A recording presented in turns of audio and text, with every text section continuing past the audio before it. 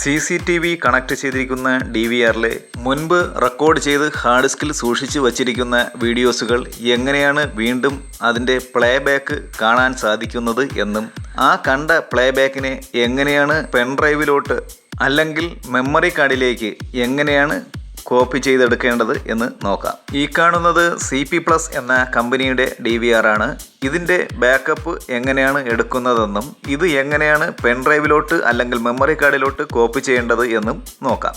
ആദ്യമായി എങ്ങനെയാണ് പ്ലേബാക്ക് എടുക്കേണ്ടത് എന്ന് നോക്കാം. അത് വളരെ സിമ്പിളാണ്. ആദ്യം മെയിൻ മെനുവിൽ പോവുക.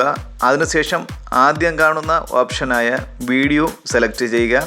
അതിനുശേഷം പ്ലേബാക്ക് എന്ന ബട്ടൺ കാണുന്നുണ്ട്, അതിൽ ക്ലിക്ക് ചെയ്യുക. അതിനുശേഷം ഏതൊക്കെ ക്യാമറയാണ് കാണേണ്ടത് എന്നുള്ള സ്ഥലത്ത് ടിക്ക് കൊടുത്തതിന് ശേഷം പ്ലേ ബട്ടൺ പ്രസ് ചെയ്യുക.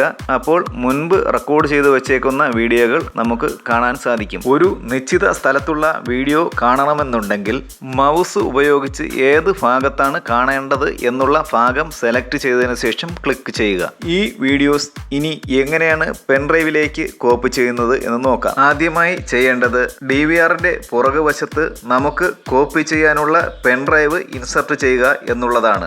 അതിനുശേഷം ആദ്യമായി മെനു എടുക്കുക. ആദ്യത്തെ ഓപ്ഷൻ വീഡിയോ സെലക്ട് ചെയ്യുക. നെക്സ്റ്റ് ബാക്കപ്പ് സെലക്ട് ചെയ്യുക. ആ സമയത്ത് മറ്റൊരു വിൻഡോ തെളിഞ്ഞു വരുന്നു. ആ തെളിഞ്ഞു വരുന്ന വിൻഡോയിൽ ഏതൊക്കെ ക്യാമറയാണ് സെലക്ട് ചെയ്യേണ്ടത് എന്ന് ഒരു കോളം കാണുന്നുണ്ട്. അതിൽ ആവശ്യമുള്ള ക്യാമറ മാത്രം ടിക്ക് മാർക്ക് കൊടുത്ത് സെലക്ട് ചെയ്യുക.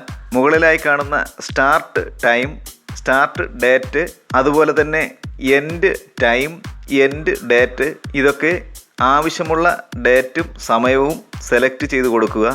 അതിനുശേഷം സെലക്ട് ചെയ്ത ഭാഗത്തെ വീഡിയോസ് കാണണമെന്നുണ്ടെങ്കിൽ പ്രിവ്യൂ ബട്ടൺ പ്രസ് ചെയ്യുക.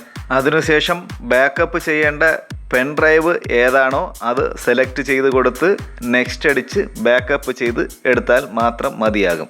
ബാക്കപ്പ് ഫിനിഷ് ആയതിനു ശേഷം DVRൽ നിന്നും പെൻഡ്രൈവ് റിമൂവ് ചെയ്ത് കമ്പ്യൂട്ടറിലോ മൊബൈലിലോ പ്ലേ ചെയ്ത് കാണാൻ സാധിക്കും. വീഡിയോ ഇഷ്ടപ്പെട്ടുവെങ്കിൽ സപ്പോർട്ട് ചെയ്യുക.